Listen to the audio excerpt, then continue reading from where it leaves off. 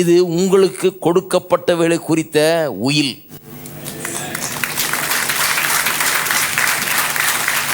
உங்களுடைய நித்திய சுதந்திரம் என்ன?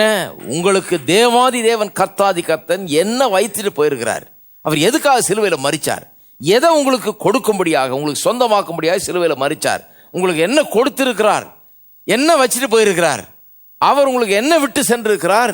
உங்களுடையது என்ன? நீங்கள் யார்? நீங்கள் என்னத்தை உடையவர்களா இருக்கிறீர்கள் என்பதை காட்டக்கூடிய வார்த்தைகள். வானம் போற்றும்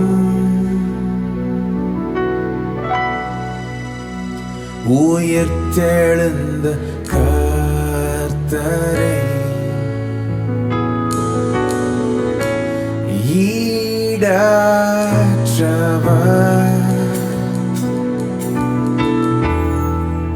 அழகில் மேன்மையுள்ளவர்,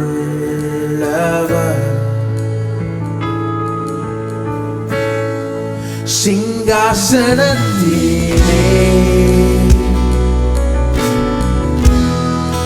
வீற்றாளும் ராஜனை வணங்கி போற்றியே உம்மை ஆராதிப்பே.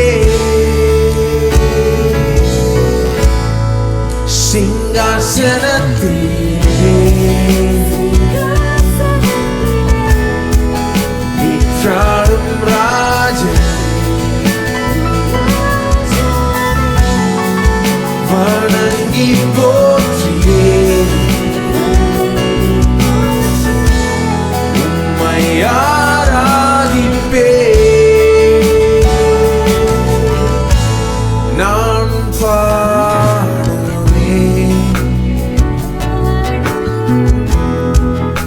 உயிர்த்தெழுந்த கர்த்தரை,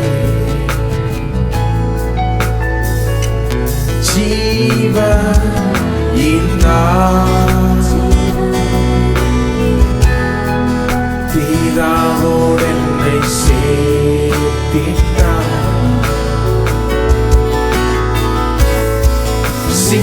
சிங்காசனத்திலே வீற்றாளும் ராஜனை வணங்கி போற்றியே உம்மை ஆராதிப்பே. ஆராதிப்போம் எல்லோரும். சிங்காசனத்திலே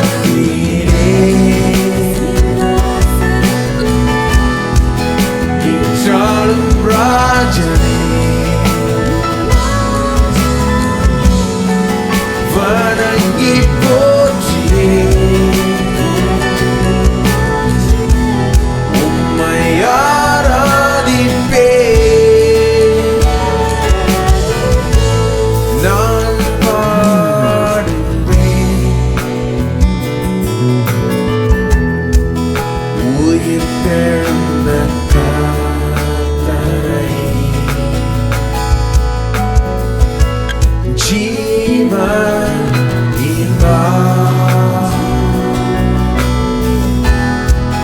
பிதாவோடு என்னை சேர்த்திட்டார்,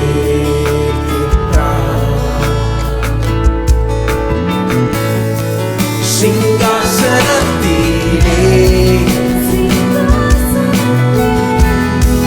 வீற்றாளும் ராஜனை வணங்கி போற்றியே உம்மை ஆராதிப்பே.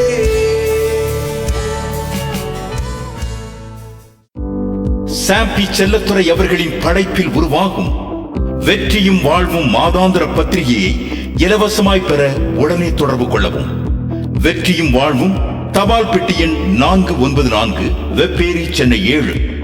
மேலும் விவரங்களுக்கு தொடர்பு கொள்ளவும் 044 26621 085 2662086 2662866.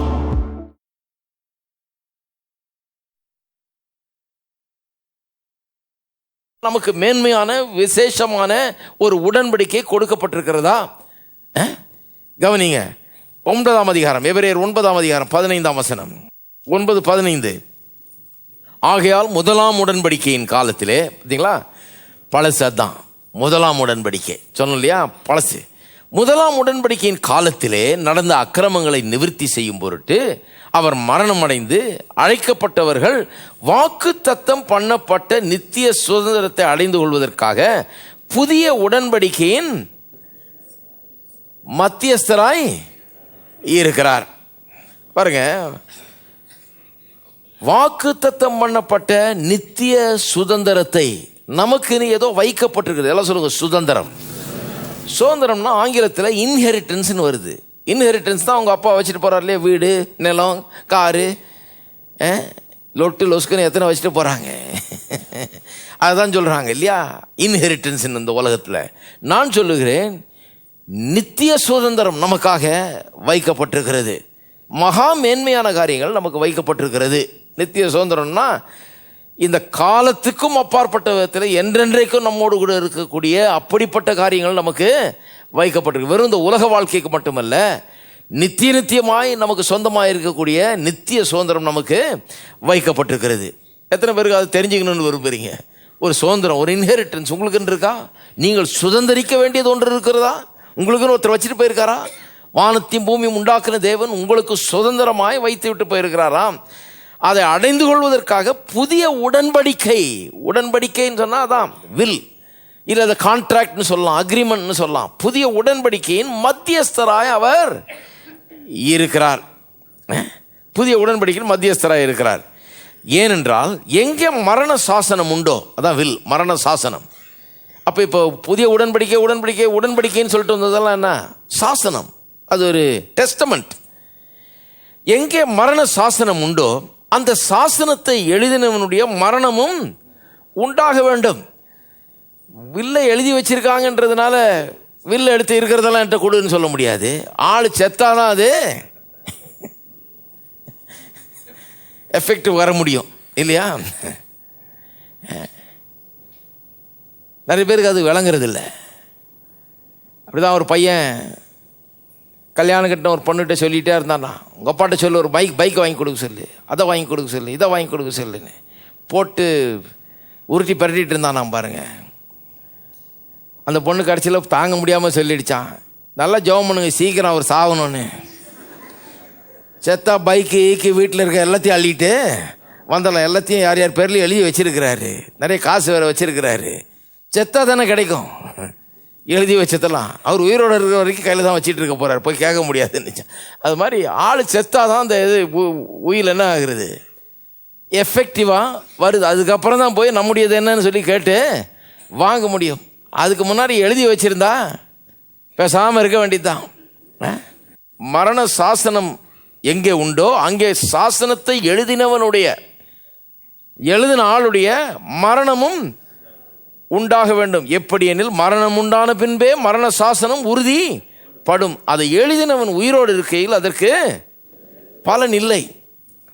அப்போ இப்போ எழுதப்பட்ட வார்த்தைக்கு வர்றோம். இப்போ இது உடன்படிக்கை, பழைய உடன்படிக்கை, புதிய உடன்படிக்கைன்னு இருக்குது. இந்த புதிய உடன்படிக்கை விசேஷமானதுன்னு சொன்னேன், வேதவசனம் சொல்லுது, காண்பித்தேன். இந்த புதிய உடன்படிக்கை அதில் வாக்கு தத்தங்கள் இருக்கிறது. அதுதான் 15ஆம் வசனத்தில் வாசிக்கிறோம், வாக்கு தத்தம் பண்ணப்பட்ட நித்திய சுதந்திரத்தை. அப்படின்னா இந்த புதிய உடன்படிக்கையில், இந்த சாசனத்தில், இந்த டெஸ்டமெண்ட்டில், இந்த வில்லில் சில வாக்கு தத்தங்கள், அதாவது இதெல்லாம் உனக்கு நான் ப்ராமிஸ் பண்ணுறேன், இதெல்லாம் உனக்கு கொடுக்குறேன் அப்படின்னு சொல்லி எழுதப்பட்டிருக்கிறது. சில வாக்கு தத்தங்கள் இங்கே கொடுக்கப்பட்டிருக்கிறது. இந்த வாக்கு தத்தங்கள் தான் இப்போ வசனம்னு சொல்கிறோம். இதைத்தான் வச்சிட்டு இருக்கிறோம், இதைத்தான் நம்ம கையில் பிடிச்சிட்டு இருக்க வேதவாசனம் புதிய உடன்படிக்கைன்னு சொல்கிறோம். இந்த வாக்கு தத்தங்கள் எல்லாம் நாம் அடைந்து கொள்வதற்காக இங்கே இருக்கிறது. இதை அடைந்து கொள்ள வேண்டும் என்று சொன்னால், இந்த வாக்கு தத்தங்களை எவர் கொடுத்தாரோ அவர் மரணம் அடைய வேண்டும். மரணம் அடைஞ்சால்தான் அந்த மரண சாசனம் உறுதிப்படும். எழுதினவன் உயிரோடு இருக்கையில் அந்த சாசனத்துக்கு பலன் இல்லை இல்லையா? அப்போ கவனிப்போம். 8ஆம் அதிகாரம், எபிரேயர் 8ஆம் அதிகாரம். 8ஆம் அதிகாரம் 6-7. இவரோ விசேஷித்த வாக்குத்தத்தங்களின் பேரில் ஸ்தாபிக்கப்பட்ட விசேஷித்த உடன்படிக்கைக்கு, இந்த விசேஷித்த உடன்படிக்கை, இந்த better covenant based on better ப்ராமிசஸ்னு ஆங்கிலத்தில் வருது. Better covenant based on better promises, அதாவது விசேஷித்த வாக்குத்தத்தங்களின் பேரில் ஸ்தாபிக்கப்பட்ட விசேஷித்த உடன்படிக்கைக்கு. இந்த பெட்டர்ன்ற வார்த்தை வராது, ரொம்ப கஷ்டமா இருக்கு பாருங்க. விசேஷித்த வாக்குத்தத்தங்கள், ரொம்ப முன்னிருந்ததை விட விசேஷித்த வாக்குத்தத்தங்கள், முன்னிருந்ததை விட பெட்டர் ப்ராமிசஸ், அதை பேஸ் பண்ணி தான் இந்த பெட்டர் கவனன்ட்டே உருவாகி இருக்கிறதாம். அப்ப இந்த புதிய உடன்படிக்கைங்கிறது விசேஷித்த வாக்குத்தத்தங்களின் அடிப்படையிலே ஸ்தாபிக்கப்பட்ட ஒன்று. அந்த உடன்படிக்கைக்கு இவர் எப்படி மத்தியஸ்தராக இருக்கிறாரோ அப்படியே முக்கியமான ஆசாரிய ஊழியத்தையும் பெற்றிருக்கிறார். அந்த முதலாம் உடன்படிக்கை பிழை இல்லாதிருந்ததானால் இரண்டாம் உடன்படிக்கைக்கு இடம் தேட வேண்டுவது இல்லையே. அப்ப நல்லா கவனிக்க வேண்டும். விசேஷித்த உடன்படிக்கை, ஏன் விசேஷித்த உடன்படிக்கை? இதில் உள்ள வாக்கு தத்தங்கள்லாம் அதை விட பெட்டரான வாக்கு தத்தங்கள் இருக்குதான். விசேஷித்த வாக்கு தத்தங்கள்லாம் அதான் பெட்டர் ப்ராமிசஸ். விசேஷித்த உடன்படிக்கைனா better covenant, better covenant based on better promises. அப்ப கொஞ்சம் கவனிக்க வேண்டும். தேவாதி தேவன் கர்த்தாதி கர்த்தர் வாக்கு தத்தங்களை கொடுத்திருக்கிறார். அந்த வாக்கு தத்தங்கள் தான் இன்றைக்கு உடன்படிக்கை என்று சொல்லுகிறோம். அந்த வாக்கு தத்தங்கள் அடிப்படையில் தான், வாக்கு தத்தங்களில் பேரில் ஸ்தாபிக்கப்பட்ட புதிய உடன்படிக்கைன்னு சொல்லியிருக்குது. வாக்கு தத்தத்தை எடுத்துட்டா உடன்படிக்கையில் ஒன்றும் கிடையாது. இந்த உடன்படிக்கை எது மேன்மை உள்ளதாக்குகிறது என்று சொன்னால், அவர் கொடுத்த அந்த விசேஷித்த வாக்கு தத்தங்கள், முன்னிருந்ததை விட விசேஷமான வாக்கு தத்தங்கள் இங்கே கொடுக்கப்பட்டிருக்கிறது. இது யார் வாக்கு பண்ணி இருக்கிறார்? தேவாதி தேவன் கர்த்தாதி கர்த்தன் வாக்கு பண்ணி இருக்கிறார். அதுதான் இங்க ரொம்ப விசேஷம். அவர் பொய்யுரையாதவர். அவர் எப்படியோ அப்படியே தான் அவருடைய வாக்கு தத்தம். அவரை நம்பலாம், முற்றிலும் நம்பலாம். அவருடைய வார்த்தை உண்மையுள்ளதாக இருக்கிறது. ஒரு ஆளுடைய வார்த்தை எவ்வளவு உண்மை உள்ளதாக இருக்குதோ அந்த அளவுக்கு தான் அந்த ஆளுக்கு நம்ம மரியாதை கொடுக்குறோம் இல்லையா? அப்ப தேவன் இந்த புதிய உடன்படிக்கையில் வாக்கு தத்தங்களை பண்ணி இருக்கிறாரு. அவர் பொய் உரையாத தேவன். அவர் வாக்கு தத்தம் ஒன்று நிறைவேறலைன்னா என்ன ஆயிடும்? அவரே பொய்யராக ஆய்விடுவார். அவருடைய மரியாதையும் மதிப்புமே கெட்டு போயிடும். அதனால அவர் வாக்கு தத்தங்களை அவர் முறிக்கிறது இல்லை. அவர் வாக்கு தத்தங்களை நிறைவேற்றாமல் விடுகிறதே கிடையாது. அந்த வாக்கு தத்தங்கள் சொன்னால் நிச்சயமாக அதை நிறைவேற்றியே தீருவார்.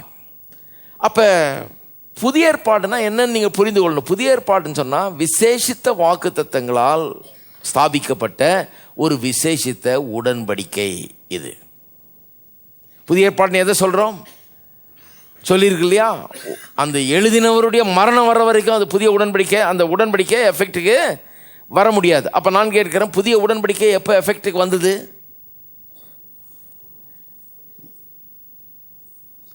இயேசுனுடைய கல்வாரி சிலுவையின் மரணத்துக்கு பிறகுதான் அந்த புதிய உடன்படிக்கை எஃபெக்டுக்கு வந்தது. அப்போ புதிய உடன்படிக்கைங்கிறது எங்கே ஆரம்பிக்குது பாருங்க. மத்தேயு 1ஆம் அதிகாரத்துக்கு திருப்புங்க சொல்கிறேன். எங்கே ஆரம்பிக்குது புதிய உடன்படிக்கை? காமிக்கிறேன் பாருங்க. 1ஆம் அதிகாரத்துக்கு திருப்பிட்டீங்களா? கரெக்டாக திருப்பி வச்சிங்க. அந்த 1ஆம் அதிகாரத்துக்கு திருப்பின பிறகு இன்னும் ஒரு பக்கம் திருப்புங்க. அப்படி திருப்பினீங்கன்னா என்ன இருக்குது? ஒரு வெள்ளை பேஜ் வெறும் புதிய ஏற்பாடுன்னு இருக்குது. அப்போனா என்ன அர்த்தம்? இங்கேருந்து புதிய ஏற்பாடு ஆரம்பிக்குதுன்னு. ஆனால் டெக்னிக்கலாக பார்த்தீங்கன்னா அது தப்பு.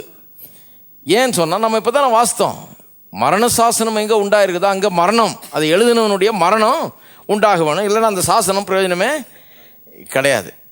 என்னைக்கு மறிக்கிறாரோ அப்போ தான் அந்த சாசனத்துக்கு எஃபெக்டே வருகிறது. புதிய ஏற்பாடுன்னு இங்கே போட்டிருந்தா கூட புதிய ஏற்பாடு இங்கே ஆரம்பிக்கல. இதையும் இன்ஸ்பயர்டுன்னு நினச்சிக்காதீங்க. அது எப்படிங்க புதிய ஏற்பாடுன்னு போட்டிருக்கு நீங்கள் இங்கே ஆரம்பிக்கலன்றீங்களா? அது பரவாயில்லைங்க. புதிய ஏற்பாடுன்னு இங்கே அவங்க போட்டு வச்சுருந்தாலும் மத்தேயு 1ஆம் அதிகாரத்துக்கு முந்தின பக்கத்தில் புதிய ஏற்பாடுன்னு போட்டு அப்புறம் மத்தேயு 1 ஆரம்பிக்கிறாங்க. அப்படி போட்டிருந்தாலும் புதிய ஏற்பாடு அங்கே ஆரம்பிக்கல. எங்கே ஆரம்பிக்குது? எங்கே ஆரம்பிக்கணும்? மத்தேயுல பார்த்தீங்கன்னா 28ஆம் அதிகாரத்தில் தான் ஆரம்பிக்கணும். ஏன்னா அங்கே தான் அவர் மரித்து உயிரோடு எழும்புகிறான். அங்கே தான் போடணும் ஆக்சுவலாக. மார்க்கில் பார்த்தீங்கன்னா அதுலேயும் கடைசி அதிகாரத்தில் தான் வரும். லூக்காவில் பார்த்தீங்கன்னா அது அப்படி கடைசியில் தான் வரும் இல்லையா? யோவானில் பார்த்தீங்கன்னா அப்படி தான் கடைசி சில அதிகாரங்களில் தான் வரும். அப்போ மத்தேயு, மார்க்கு, லூக்கா, யோவானில் இயேசு, யோவான் ஸ்நானகன் இவங்கெல்லாம் ஊழியம் செய்கிறாங்க, போதிக்கிறாங்க, அற்புதங்கள் செய்கிறாங்க, எல்லாம் பண்ணுறாங்க. இது எல்லாமே டெக்னிக்கலாக பார்த்தீங்கன்னா பழைய உடன்படிக்கையின் கீழே செய்யப்பட்ட ஊழியங்கள், காரியங்கள். புதிய உடன்படிக்கை எப்போ எஃபெக்ட்டுக்கு வந்தது? அவர் மரித்த உடனே தான் புதிய உடன்படிக்கை இங்கே எஃபெக்ட்டுக்கு வருகிறது. அதனால தான் அந்த பாத்திரத்தை எடுத்து இதை பானம் பண்ணுங்கள்னு சொல்லி, இது அநேகருடைய பாவ மன்னிப்புக்காக சிந்தப்படுகிற புதிய உடன்படிக்கையின் ரத்தமாக இருக்குதுன்னு சொன்னார் இல்லையா? சரி, அப்போ புதிய உடன்படிக்கை மரணத்தில் ஆரம்பிக்கிறது. இயேசு மரிக்கும் போது தான் இது எஃபெக்ட்டுக்கு வருது. அப்படி பார்த்தீங்கன்னா இயேசு மரித்த பிறகு ஆரம்பிக்கிற அந்த புதிய உடன்படிக்கை, அதுக்கப்புறம் பார்த்தீங்கன்னா இந்த எபிசல்ஸ், அதுக்கப்புறம் பார்த்தீங்கன்னா அப்போஸ்தலர் நடபடிகள் எடுத்தீங்கன்னா அது வந்து சரித்திர புஸ்தகம். ஆதி திருச்சபை, இந்த முதல் நூற்றாண்டு திருச்சபையில் என்னென்னலாம் நடந்ததுன்னு எழுதி வச்சிருக்கிறாங்க இல்லையா? அதில் பெருசாக வாக்குத்தத்தங்கள்லாம் ஒன்றும் கிடையாது. ஆனால் திருச்சபையினுடைய ஆரம்பம், அங்கே நடந்த சம்பவங்கள்லாம் எழுதிட்டு. அதுக்கப்புறம் ரோமர்லேருந்து ஆரம்பிக்குது பாருங்கள். ரோமர்லேருந்து பார்த்தீங்கன்னா எல்லாம் உங்களுக்கு என்ன கொடுக்கப்பட்டிருக்கிறது என்பதை குறித்தது. அதனால் அதுக்கப்புறம் ரொம்ப கேர்ஃபுல்லாக வாசிக்கணும். அதெல்லாம் என்ன, எனக்கு என்ன கொடுக்கப்பட்டிருக்குது, அந்த நித்திய சுதந்திரம், எனக்கு வாக்குத்தத்தம் பண்ணப்பட்ட அந்த விசேஷமான வாக்குத்தத்தங்கள், இந்த விசேஷத்தை உடன்படிக்கை, பெட்டர் கவர்னன்ட்ல பெட்டர் ப்ராமிசஸ்ன்னு சொல்கிறாங்களே, அதெல்லாம் எங்கே இருக்கிறது? அங்கே ரோமர்லேருந்து வாசிக்கிறோம் இல்லையா? அந்த வசனங்கள்லாம் ரொம்ப முக்கியம். ஏனென்று சொன்னால் அதுதான் புதிய உடன்படிக்கை, அதுதான் கான்ட்ராக்ட், அதுதான் வில். இந்த வில்லுடைய மெயின் போர்ஷனுக்கு அங்கே வந்துடுறோம். அப்போ ரொம்ப ஜாக்கிரதையாக வாசிக்கணும் பாருங்கள். ஒரு அம்மா சொன்னாங்க, பையன் பைபிளை பண்ணால் படிக்கிறதே இல்லைங்க.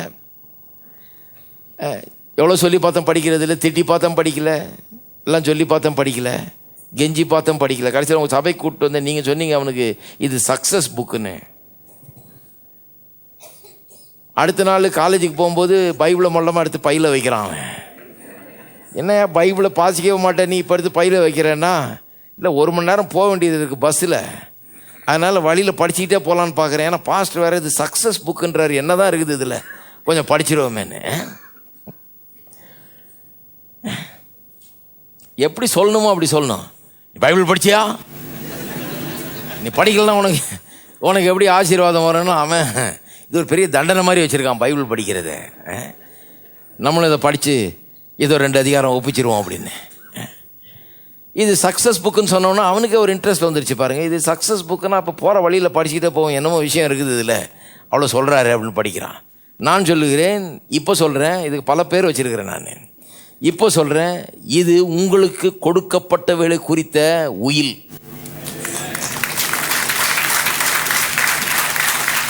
உங்களுடைய நித்திய சுதந்திரம் என்ன? உங்களுக்கு தேவாதி தேவன் கர்த்தாதி கர்த்தன் என்ன வைத்துட்டு போயிருக்கிறார்? அவர் எதுக்காக சிலுவையில் மரிச்சார்? எதை உங்களுக்கு கொடுக்கும்படியாக, உங்களுக்கு சொந்தமாக்கும்படியாக சிலுவையில் மரிச்சார்? உங்களுக்கு என்ன கொடுத்திருக்கிறார்? என்ன வச்சுட்டு போயிருக்கிறார்? அவர் உங்களுக்கு என்ன விட்டு சென்றிருக்கிறார்? உங்களுடையது என்ன? நீங்கள் யார்? நீங்கள் என்னத்தை உடையவர்களா இருக்கிறீர்கள் என்பதை காட்டக்கூடிய வார்த்தைகள். அதனால தான் இதை நான் போதிப்பதிலே எனக்கு அதிக ஈடுபாடு இருக்கிறது. ஏன்னு சொன்னால் இது வந்து வெறும் பிரசங்கம் இல்லை, இது நமக்கு என்ன உண்டாயிருக்கிறது, நாம் என்னவா இருக்க முடியும், நான் என்னவா இருக்கிறேன், நான் என்ன செய்ய முடியும், எனக்கு என்ன இருக்கிறது, நான் எப்படியெல்லாம் இருக்க முடியும் அதனால அப்படின்னு சொல்லக்கூடிய வார்த்தைகள் இவைகள். ரொம்ப கவனமாக கவனிக்கணும், ரொம்ப ஆழமாக படிக்கணும், இது ரொம்ப கவனம் செலுத்த வேண்டும். அதில் சில காரியங்களை காண்பிக்கிறேன் பாருங்க. 2 கொரிந்தியர் 5ஆம் அதிகாரம் 17ஆம் வசனம். இப்படி இருக்க ஒருவன் கிறிஸ்துவுக்குள் இருந்தால் புது சிருஷ்டியாக இருக்கிறான். எல்லாம் சொல்லுங்க, புது சிருஷ்டியாக இருக்கிறான். பழையவைகள் ஒளிந்து போயின, எல்லாம் புதிதாயின. அப்ப இது என்னை குறித்த, உங்களை குறித்த ஒரு விளக்கம். கிறிஸ்துவின் மூலமாக, சிலுவை மரணத்தின் மூலமாக நான் இன்றைக்கு என்னவா இருக்கிறேன்? Who am I? நான் யார்? நான் ஒரு புது சிருஷ்டி. வேத வசனம் சொல்லுது பாருங்க, நான் ஒரு புது சிருஷ்டி, பழையதெல்லாம் ஒளிந்து போயிட்டு எல்லாம் புதிதாயிற்று என்று சொல்லுகிறது. அநேகம் பேருக்கு என்ன பிரச்சனைனா பழசையே நீங்கள் ஞாபகம் வச்சுட்டு இருக்கிறாங்க. தன்னுடைய பழைய பாவம், பழைய குறைகள், பழைய தவறுகள் எல்லாத்தையும் மனசில் வச்சுக்கிட்டு தங்களை பழையவர்களாகவே அவர்கள் எண்ணிக்கொண்டிருக்கிறார்கள். நான் சொல்லுகிறேன், பழையவர்களெல்லாம் ஒளிந்து போயின, எல்லாம் புதிதாயின. அது ஒரு வசனம் முன்னாடி வாசித்து பாருங்க. ஆகையால் இது முதற்கொண்டு நாங்கள் ஒருவனையும் மாம்சத்தின்படி அறியோம். நாங்கள் கிறிஸ்துவையும் மாம்சத்தின்படி அறிந்திருந்தாலும் இனி ஒருபோதும் அவரை மாம்சத்தின்படி அறியோம். அப்புறம் தான் சொல்றாரு, ஒருவன் கிறிஸ்துவுக்குள் இருந்தால் அவன் புது சிருஷ்டியா இருக்க. இதை தான் பார்க்குறோன்றார். ஒருவன் எப்படி பார்க்குறோமா? மாம்சத்தின்படி அறியோம். அவன் என்ன ஜாதி, என்ன குலம், கோத்திரம், ஏழையா, பணக்காரனா, எங்கேருந்து வந்தான், எந்த ஊர், ரொம்ப படிச்சிருக்கானா, படிக்கலையா, இதெல்லாம் மாம்சத்தின்படி அறியோம். அது டோன்ட் கேர்ன்றார். அதை பற்றி நாங்கள் பார்க்கறது இல்லை. ஒருவன் கிறிஸ்துவுக்குள்ள இருந்தால் அவன் புது சிருஷ்டி. அதுதான் அப்படிதான் பார்க்குறோம். அவன் கிறிஸ்துவுக்குள்ள இருக்கிறானா அவன் புது சிருஷ்டியாய் இருக்கிறான். நிறைய பாருங்க, இதை வாசிக்கும் போது புரிந்து கொள்ள வேண்டும். இன்றைக்கு நம்மை நாம் எப்படி பார்க்க வேண்டும் என்பதை புரிந்து கொள்ள வேண்டும். பல வருஷத்துக்கு முன்னால நான் இதெல்லாம் கேட்க ஆரம்பித்த போது எனக்கு ஆச்சரியமா இருந்தது. பாருங்க, நான் நினச்சிட்டு இருக்கிறேன் ஏதோ ஒரு மூலையில் இந்தியாவில் பிறந்து இந்தியாவில் நம்ம வாழ்ந்துக்கிட்டு இருக்கிறோம். நம்மளை பற்றி யார் பெருசாக நினைக்கிறா? நம்மெல்லாம் என்ன ஒன்றும் கிடையாது. இதை கன்ஃபார்ம் பண்ணுறதுக்கு நிறைய பிரசங்கங்கள் வேறு நடக்குது. அதனால் நான் கன்ஃபார்ம்டு ஃபெயிலியராக இருந்தேன். நம்மெல்லாம் என்ன, நம்மெல்லாம் ஒன்றும் கிடையாது. உலகத்தில் எங்கெங்கேயோ எல்லாம் அப்படியோ இருக்கிறாங்க, நம்ம எங்கேயோ மூலையில் கிடக்கிறோம். அப்படி தான் யோசிச்சுட்டு இருந்தேன் பாருங்கள். ஆனால் ஒரு விதமான பிரசங்களை கேட்க ஆரம்பித்தேன். அப்படி தான் எனக்கு கண்கள் திறக்க ஆரம்பித்தது பாருங்கள். அது என்னென்னா, அவர்கள் செய்த காரியம் என்னென்னா, இந்த வசனத்தை எடுத்து அந்த மனுஷன்தான் எனக்கு முதல்ல காமிச்சார். இது ஒரு வில். இந்த புதிய ஏற்பாடுங்கிறது விசேஷித்த வாக்குத்தத்தங்கள் அடங்கிய விசேஷித்த உடன்படிக்கை.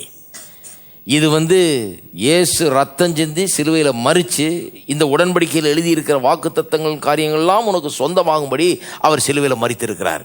இதுதான் பைபிள்னு எனக்கு முதல் முறை நான் அப்படிலாம் யோசித்ததே கிடையாது. நாங்கள் குட் ஃப்ரைடேன்னு கோயிலுக்கு போனோம். 7 வார்த்தைகளை சொன்னாங்க. அதே 7 வார்த்தை தான் அடுத்த வாரம் பரிசுன்னு சொன்னாங்க. சரி, அவர் என்னமோ தொங்குனாராம், 7 வார்த்தையை சொன்னாராம்.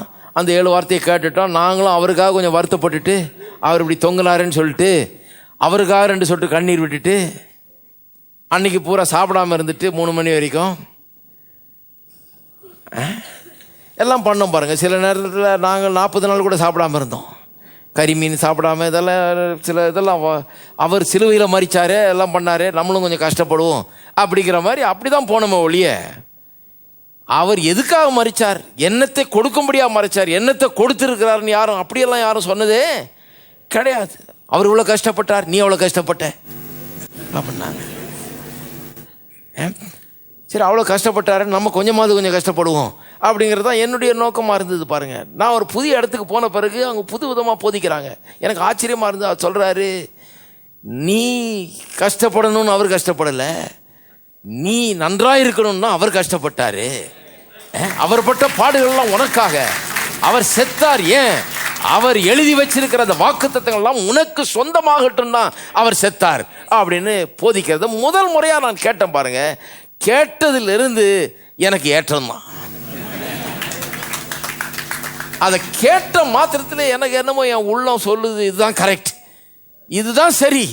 எனக்காக அவர் செத்தார், எனக்காக கல்வாரி சிலுவையில் மரித்தார், எல்லாவற்றையும் எனக்கு கொடுக்கும்படியாக. ஏன் எல்லாத்தையும் எனக்கு கொடுக்கணும்? ஏன்னா அப்படித்தான் கடவுள் முதல்ல உண்டாக்கி இருந்தார் மனுஷனை. எல்லாத்தையும் அவன்கிட்ட தான் கொடுத்தாரு. அவன் தான் கெடுத்து விட்டான். எல்லாத்தையும் கொண்டு போய் பிசாசின் கையில் கொடுத்துட்டு வந்துட்டான். அவன் அதை திருப்பி பெற்று தரும்படியாக தான் இயேசுவாகிய தன்னுடைய குமாரனை இந்த உலகத்துக்கு அனுப்பிச்சாரு. கடவுளுடைய நோக்கம் எப்பவுமே எல்லாத்தையும் நமக்கு கொடுப்பதுதான் அவருடைய நோக்கம். அதனால்தான் பவுல் அப்போஸ்தலன் சொன்னார், எல்லாம் உங்களுடையது. இப்ப பிரச்சனை வருதா, முன்னாடி நிக்குதா, பார்த்து பேசுங்க. இயேசுவின் நாமத்தில் நீ போ. அது பெரிய பிரச்சனையா இருக்கலாம், சின்ன பிரச்சனையா இருக்கலாம், பேசுங்க, பயன்படுத்துங்க நாமத்தை. என்ன நடக்குதுன்னு பாருங்க, அங்க விசுவாசத்தோட பயன்படுத்துங்க. இயேசுவின் நாமம் தொடர் போதனைகள் வீடியோவிலும் ஆடியோவிலும் கிடைக்கிறது. தொடர்புக்கு தபால் பெட்டி எண் 494, வெப்பேரி சென்னை 7, தொலைபேசி எண்கள் 044353599996, 35359997. எல்லா நாமத்திற்கும் மிக மேலான நாமம் இயேசுவின் நாமமே.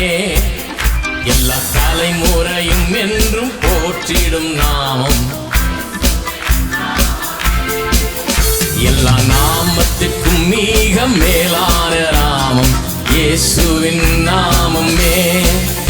எல்லா தலைமுறையும் என்றும் போற்றிடும் நாமம் இயேசு நாமமே. ஜெயம் ஜெயமே, சாத்தானின் சக்தி ஒன்றுமில்லையே. இயேசு நாமமே. ஜெயம் ஜெயமே, சாத்தானின் சக்தி ஒன்றுமில்லையே. அல்லேலூயா ஹோசன்னா, அல்லேலூயா அல்லேலூயா ஆமென். அல்லேலூயா ஹோசன்னா, அல்லேலூயா. பாவத்திலிருந்து ரட்சித்ததே இயேசுவின் நாமமே. பாவத்திலிருந்து ரட்சித்ததே இயேசுவின் நாமமே. நித்திய நரகத்திலிருந்து விடுவித்ததே கிறிஸ்தேசுவின் நாமமே. நித்திய நரகத்தில் இருந்து விடுவித்ததே கிறிஸ்தேசுவின் இயேசு நாமமே. ஜெயம் ஜெயமே, சாத்தானின் சக்தி ஒன்றுமில்லையே.